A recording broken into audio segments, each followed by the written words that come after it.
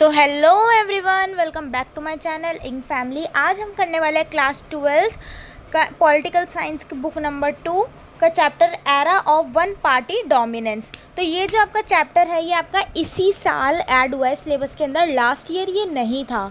तो and I have decided कि मैं हर चैप्टर को बुक के अंदर डीपली जाने से पहले जो है डिजिटल नोट्स के थ्रू आपको ओवरव्यू, इंट्रोडक्शन, कुछ भी मान लो वो देती चलूँगी, ताकि जब आप चैप्टर पढ़ो अच्छे से तब आप दोनों को लिंक कर पाओ, रिलेट कर पाओ आपस में। ठीक है, तो ये जो नोट्स है ये मेरे द्वारा बनाए गए नहीं है, ये जो है आपके सीबीएसई के थ्रू नोट्स हैं। ओके, तो अगर आप चैनल पर नए हो तो चैनल को सब्सक्राइब कर देना, वीडियो को लाइक कर दो, और विदाउट वेस्टिंग एनी टाइम अब लेट्स गेट स्टार्टेड। तो हमारा क्या शुरू होता है, फैक्ट्स एंड मैटर से हम पढ़ेंगे। इंडिपेंडेंस के बाद ना हमने क्या पढ़ा था चैप्टर 1 में कि हमारी इंडिपेंडेंस हुई, पार्टीशन हुआ, बहुत हसल बसल हुई इधर उधर। अब जो है हमने स्टेट रीऑर्गेनाइज कर ली, नई नई स्टेट बन गई, हमने लैंग्वेज के बेसिस पे स्टेट्स को डिवाइड कर दिया।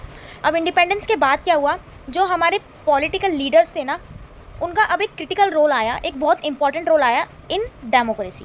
क्यों? अब हमको जो है, जब हम ब्रिटिश रूल के अंदर थे, अब जब हमें आज़ाद हुए तो हमको क्या करना है, डेमोक्रेसी लानी है। हमको हमारी पब्लिक की वेलबींग के बारे में सोचना है, हमको यूनिटी लानी है। तो डेमोक्रेसी जो है वो पॉलिटिकल में जो है बहुत ही ज़्यादा क्रूशियल रोल प्ले किया इस टाइम पे। अब जो हमारी पॉलिटिक्स है वो डेमोक्रेसी के थ्रू चलने वाली थी, और इसको एक वे माना गया जिससे क्या होगा, जितनी भी प्रॉब्लम्स क्रिएट हुई थी ड्यूरिंग पार्टीशन और आफ्टर पार्टीशन, उनको सॉल्व करने के लिए एक ज़रिया बोला गया डेमोक्रेसी। और ये डिसाइड किया कि अब डेमोक्रेसी को ही परस्यू किया जाएगा। ठीक है, तो number 2, consequently the election commission of India came into existence in 1950। Election commission of India कब बना? 1950 जनवरी। सुकुमार सेन जो थे वो हमारे बने first chief election commissioner of India. Mark कर लेना, इट इज़ इंपॉर्टेंट एमसीक्यू के बेसिस पे भी, क्योंकि अब आपका 70% एमसीक्यू है और सीयूईटी के लिए भी ये इंपॉर्टेंट है। तो इन्होंने जो है चीफ इलेक्शन कमिश्नर बन गए इंडिया के, कौन? Sukumar Sen. This commission required drawing of the boundaries of, मतलब क्या हुआ ना, अब इलेक्ट्रोलर कॉन्स्टिट्यूएंसीज बढ़ गई। जैसे हम फॉर एग्जांपल मेरे यहाँ की जो इलेक्ट्रोलर कॉन्स्टिट्यूएंसी है ना वो द्वारका पड़ती है। ठीक है, ऐसी किसी और के यहाँ की कुछ और पड़ेगी, जहाँ से आपका वोट बन के जाता है, तो वो होती है electoral constituency. Electoral roll consisting eligible voters to hold free and fair election. अब क्या हुआ, जो एलिजिबल वोटर है, मतलब according to UAF, universal adult franchise, की 18+ से ऊपर के जो लोग हैं, चाहे वो महिला हो चाहे वो पुरुष हो, जो भी 18 से ऊपर है, जो कि अडल्ट हैं, वो वोट देंगे according to their electoral constituencies. Okay, first general election जो है इंडिया के अंदर वो एक लैंडमार्क बन गए ड्यू टू कॉम्पिटिटिवनेस। क्यों कॉम्पिटिटिवनेस? इतना ज़्यादा कॉम्पिटिशन इतना था, इस वजह से वो एक लैंडमार्क बन गया। और इनकरेज किया गया कि लोग पार्टिसिपेट करें इलेक्शन के अंदर, लोगों को, क्योंकि अवेयरनेस नहीं थी what is election and how their vote matters. तो एक सिंगल वोट कितना मैटर करता है, इस चीज़ की अवेयरनेस उस टाइम पे बिल्कुल नहीं थी। यहाँ तक कि आज की डेट में भी बहुत लोग कम हैं जो मानते हैं कि हाँ हमारा वोट मैटर करता है। Fair result in proved its critics wrong not to held election in condition of poverty. अब in 1952 election Congress party scored a big victory. अब जो कि है हमारे जो जवाहरलाल नेहरू जी थे वो कांग्रेस पार्टी से बिलोंग करते थे, है ना। और इंडिपेंडेंस के बाद, आफ्टर इंडिपेंडेंस, कांग्रेस जो है डोमिनेंट रही है, वन एरा जिसे कहते हैं वन पार्टी डोमिनेंस। तो उनका डोमिनेंस चलता था किसका? कांग्रेस का। कांग्रेस जीती 1952 का इलेक्शन, लेकिन जो ट्रैवनकोर था ना, एक जगह का नाम है, उस स्टेट पे ये नहीं बनी, जैसे कि केरला, मद्रास, जो साउथ स्पीकिंग स्टेट्स थी, उस जगह पर कांग्रेस नहीं बनी। अब क्यों नहीं बनी वो आप सोच रहे होंगे, obviously because of language Tamil. ठीक है, Congress dominated in India due to identification with freedom struggle. वही बात है कि जो पॉपुलर फ्रीडम फाइटर्स थे ना, जवाहरलाल नेहरू या सुभाष चंद्र बोस, जितने भी थे ना, ये सब लोग मतलब मोस्टली कांग्रेस पार्टी से रिलेट करते थे। दैट्स वाई कांग्रेस जो है वो जीती। A broad manifesto including every section of the society and constituency build role of party. Manifesto क्या होता है ना, कि जैसे कोई नेता है, उसको जीतना है, पॉलिटिक्स मतलब उसको लीडर बनना है, तो वो अपना एक मैनिफेस्टो तैयार करेगा कि जैसे बोलते नहीं है कि हम पानी लाएंगे, हम बिजली लाएंगे, हम ये करेंगे, हम वो करेंगे, ये होता है आपका मैनिफेस्टो। तो ये जो एक बहुत बड़ा रोल प्ले करता है in election. Congress was founded by doctor A.O. Hume in 1885। It is very important, mark कर लो कि कांग्रेस जो है 1885 में बनी थी by Dr. A.O. Hume as a view to express the feeling of discontentment change to a political party in the form of social and ideological collision by accommodating different social groups and individual holding different beliefs and ideologies. देख, जो कांग्रेस थी ना एक social reform के लिए बनी थी, धीरे धीरे आइडियोलॉजीज आई कि मतलब हमको आज़ादी चाहिए, हमको ये करना है वो करना है, तो क्या हुआ, हमारी कांग्रेस पार्टी फॉर्म हो गई। कांग्रेस पार्टी हमारी ब्रिटिश रूल में बन चुकी थी, जिसके अंदर काफ़ी डिफरेंट सोशल ग्रुप्स के लोग भी इन्वॉल्व थे और अलग अलग इंडिविजुअल इन्वॉल्व थे, जिनकी शायद धर्म अलग हो, जाति अलग हो, बिलीव्स अलग हो, आइडियोलॉजी अलग हो। उन सब ने मिलकर एक पार्टी बनाई Congress. Even in pre independence day many organisation and parties with their own constitution and organisational structure were allowed to exist within the Congress. यहाँ तक कि जो डिफरेंट ऑर्गेनाइजेशन पार्टीज थी ना, उनको भी मौका दिया गया कि आप कांग्रेस के अंदर रह सकते हो। Factions are the group formed inside the party. Party एक है, पार्टीज के अंदर भी अलग अलग ग्रुप बन चुके हैं। कोलिजन बोल सकते हो आप इसको। कोलिजन क्या होता है, पहले भी बता चुकी हूँ कि जब एक से ज़्यादा पार्टीज कम टुगेदर, 2-3 पार्टी जब इकट्ठा होकर अपनी एक खुद की एक संगठन बनाए, उसको कहते हैं कोलिजन। ठीक है, तो नेचर जो था ना कांग्रेस पार्टी का वो था collision. Before the first general election of 1952 के पहले जनरल इलेक्शन कब हुए हैं? फर्स्ट जनरल इलेक्शन हुए थे 1952 में। Some of the vibrant and opposite parties came into existence which gained a token of representation only to maintain democratic character. अब ना मतलब जब इलेक्शन है ना बहुत क्लियर था कि कांग्रेस ही जीतेगी। क्यों?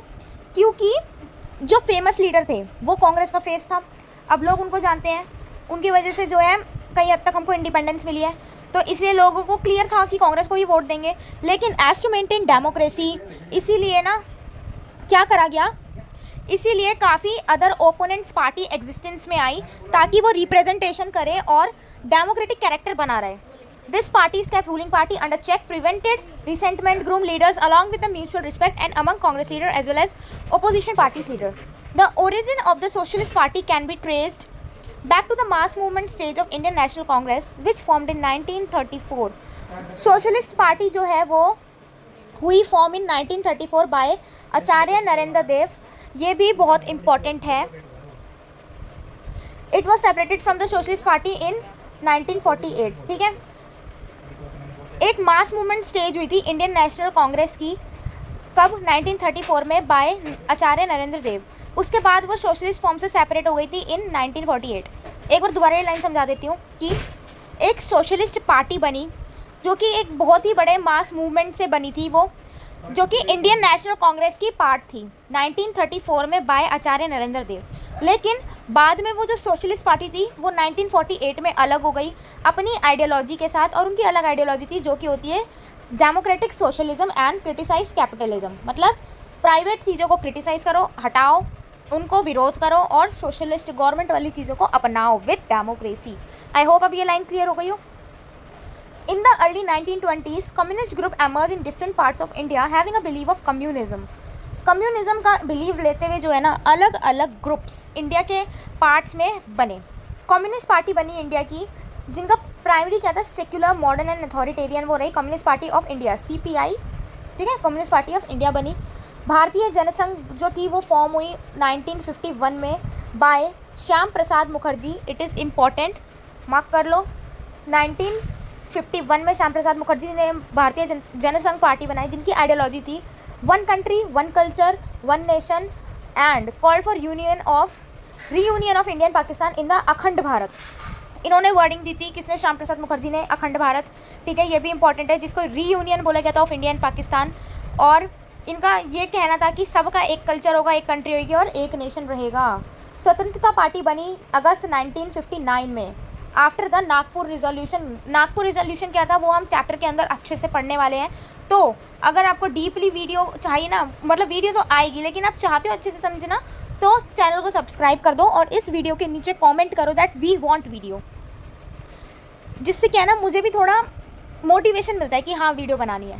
After the Nagpur resolution of the Congress which called for the land ceiling क्या होता है? लैंड सीलिंग होता है कि जो अमीर, जो बड़े बिग लैंड ओनर होते हैं, लैंड लॉर्ड होते हैं, वो क्या करते हैं ना, ज़्यादा से ज़्यादा ज़मीन रख लेते हैं। और जो छोटे लैंड लॉर्ड होते हैं या फिर जिन पे ज़मीन ही नहीं होती, उनको हम कंसिडर करेंगे इधर। तो गवर्नमेंट ने एक ना लैंड की लिमिट सेट कर दी कि इससे ऊपर जो है लैंड नहीं जाना चाहिए आपका, जो लैंड रिफॉर्म का भी पार्ट है। ओके, तो अगर इससे ऊपर आपकी ज़मीन की क्वांटिटी गई तो क्या होगा, जितनी लिमिट है उतनी आपके पास रहेगी, उससे ऊपर का जो होगा वो गवर्नमेंट रख लेगी। और गवर्नमेंट उन लोगों को दे देगी या तो काम करने के लिए, किनको? जिनके पास लैंड है ही नहीं, उनको काम करने के लिए वो ज़मीन दे दी जाएगी। its important leader were C.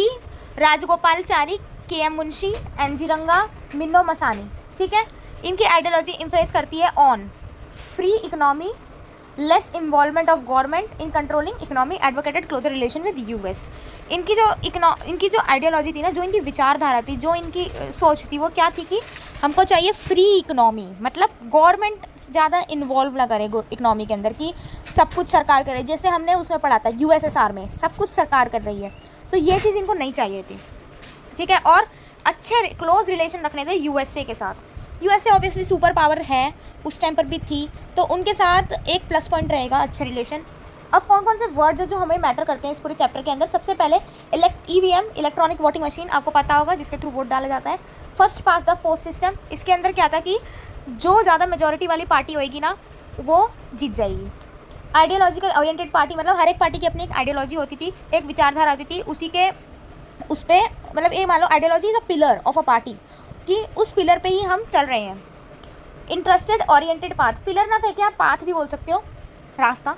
Interested oriented party, इसको बोला जाता है कि वो पार्टी जो प्रोटेक्ट करती है किसी पर्टिकुलर इंटरेस्ट को और प्रमोट करती है उस चीज़ को. जैसे कि कास्ट, कम्युनिटी, रीजन. जो कास्ट बेसिस या कम्युनिटी बेसिस या रिलीजन या रीजन बेसिस जो पार्टी होती है, उनको बोलते हैं interested oriented party. Charismatic party, leader oriented क्या है ये?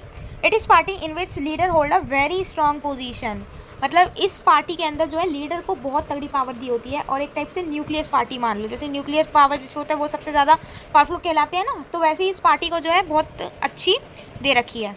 तो ये था आपका पूरा chapter, era one party dominance of political science, class 12, book number 2, India since independence. अगर वीडियो चाहिए बुक वाली तो मुझे कमेंट सेक्शन में लेट मी नो. और अगर वीडियो अच्छी लगी हो, तो आपको सब समझ आया हो, तो वीडियो को लाइक करना, चैनल को सब्सक्राइब करना, एंड अपने फ्रेंड्स के साथ भी रिकमेंड कर दो. Sharing is caring. मिलते हैं आपको नेक्स्ट वीडियो में, तब तक के लिए बाय बाय.